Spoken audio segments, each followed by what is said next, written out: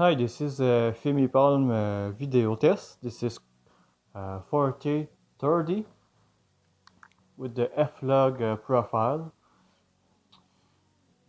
There is this weird thing happening, like if there was a flashlight right in front of me.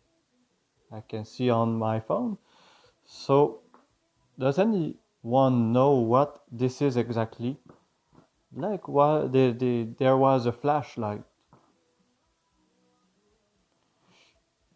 So the exposition is much brighter in the center of the frame, but in the corners here you can see this is darker and this is brighter. This may need a firmware update, so I will try this.